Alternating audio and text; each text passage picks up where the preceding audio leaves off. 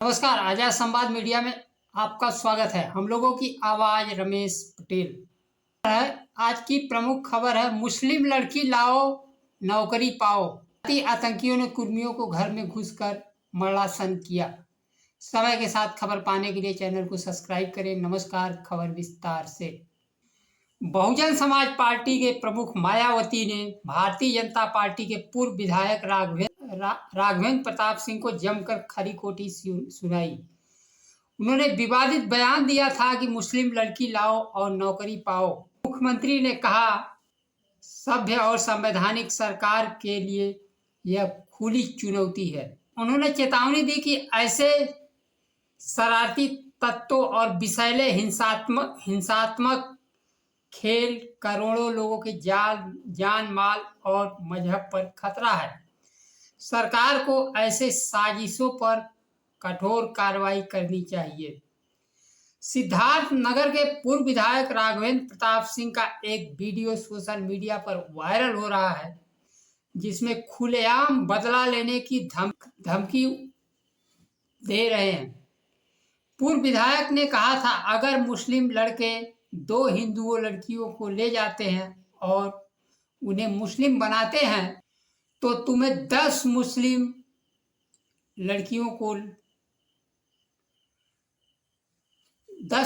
लड़कियों को हिंदू बनाकर शादी करने का पूरा खर्च हम उठाएंगे और सुरक्षा की गारंटी देंगे।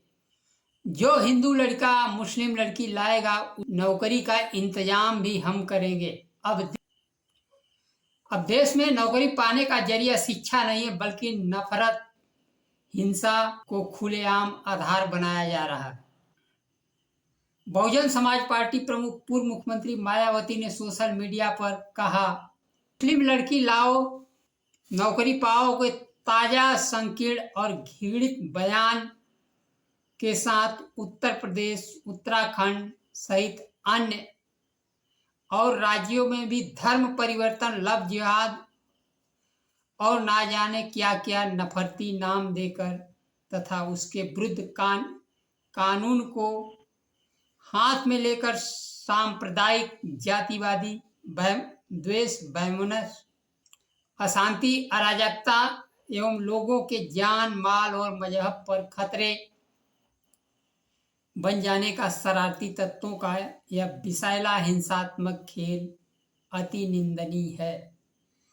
ऐसे अपराधी और अराजक व असामाजिक तथा सभ्य समाज और सरकार के लिए खुली चुनौती है। ऐसे खतरों को और संरक्षण देने के बजाय सरकारें राज्य की करोड़ों जनता के हित और कल्याण को ध्यान में रखते हुए कानून का राज स्थापित सुनिश्चित करना चाहिए। कानून का राज स्थापित करने के लिए ऐसे लोगों के खिलाफ सख्त कार्रवाई होनी चाहिए। देश में इस समय मनुवादी शासन चल रहा है। अपने कानून निर्धारित करते हैं और सजा देते हैं और देश का संविधान कानून को ताक पर रखकर ऐसे बयान देते हैं कि मुस्लिम लड़कियां लाओ और नौकरी पाओ। यह देश का जातिवादी, धर्मवादी, घृणित चरित्र है।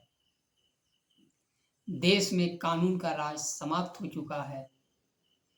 अब ऐसे लोगों को सबक सिखाने के लिए देश का संविधान सक्षम साबित नहीं हो रहा है। यह राज्य सरकार, केंद्र सरकार की इच्छा शक्ति नहीं है। कहीं माँ ब्लीचिंग के नाम पर मार दिया जा रहा है। धर्म के नाम पर शिक्षा, रोजगार छीन लिया जा रहा है। पूरे देश को नफरत के दलदल में ढकेल दिया जा रहा है। क्या यह देश अब गृह युद्ध की तरफ बढ़ रहा है या कानून का राज स्थापित होगा?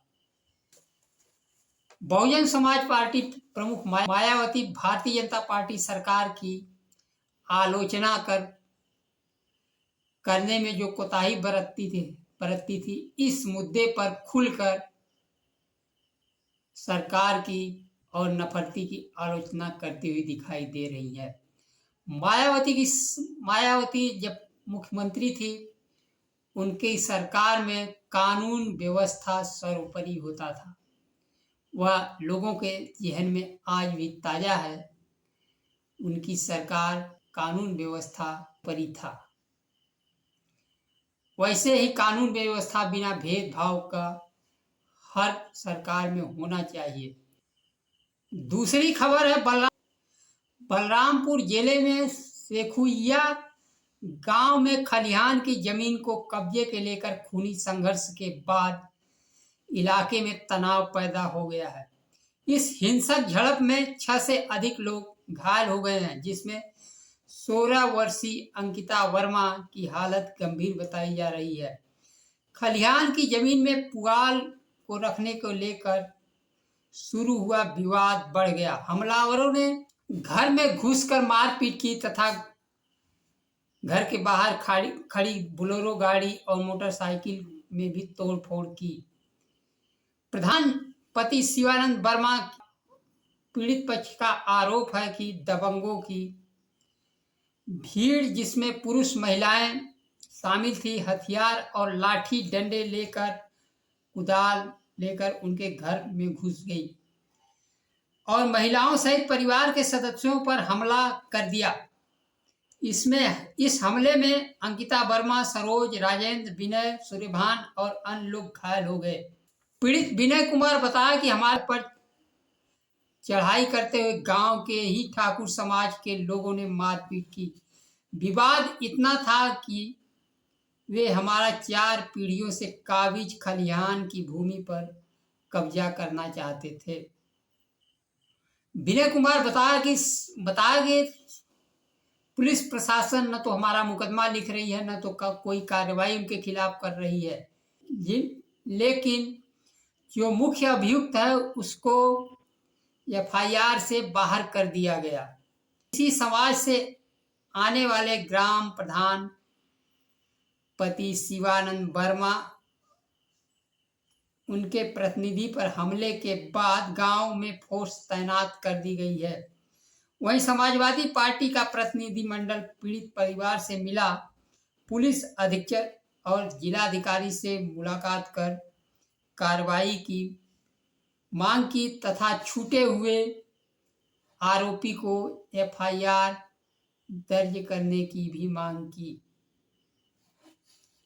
श्रावस्ती के सांसद राम शिरोमणि वर्मा के नेतृत्व में प्रतिनिधिमंडल मिला। सांसद ने कहा, प्रदेश में कानून व्यवस्था बुरी तरह से फेल है। पीडीए समाज पर जाति अत्याचार हो रहे हैं, घुसकर मारपीट की जा रही है, न तो इलाज मिलता है और ना एफआईआर लिखा जाता है और ना ही बुलडोजर न्याय मिलता है। यही मारपीट की घटना अगर किसी मुस्लिम पक्ष का होता, दलित, पिछड़े, आदिवासी पक्ष के होते तो अब तक बुलडोजर चल गया होता। लेकिन मुख्यमंत्री योगी के सजाती होने के साथ बुलडोजर भी खामोश हो जाता है। प्रदेश में दलितों, पिछड़ों पर जाति आतंक का अत्याचार बढ़ता जा रहा है। हरिओम वाल्मीकि की पीट कर हत्या करने का मामला हो, चाहे दलित पर पेशाब करने का, कहीं बुलडोजर न्याय नहीं हुआ। बुलडोजर जाति देखकर, धर्म देखकर चलता है और सुप्रीम कोर्ट का स्पष्ट आदेश है कि बुलडोजर कितना ही बड़ा अपराधी हो, कोई अपराधी हो नहीं चलना चाहिए। लेकिन कानून, संविधान को ताक पर रखकर सुप्रीम कोर्ट पर मुख्यमंत्री योगी के स्वजाति पर बुलडोजर खामोश हो जाता है। इस समाज के प्रधान के घर में घुसकर हमला किया गया है और घायलों की स्थिति मरणासन जैसी है, लेकिन एफआईआर में ऐसी धाराओं का उपयोग नहीं किया गया। यह स्पष्ट है कि पुलिस प्रशासन आरोपियों के बचाने का काम कर रहा है। अब इसके लिए कुर्मी समाज, पीडीए समाज, दलित, पिछड़े, आदिवासी, अल्पसंख्यक सबको सड़क पर उतरकर आंदोलन करना होगा। न्याय पाने का एकमात्र रास्ता आंदोलन ही बचा है। आज के लिए बस इतना ही। नमस्कार। जय संविधान।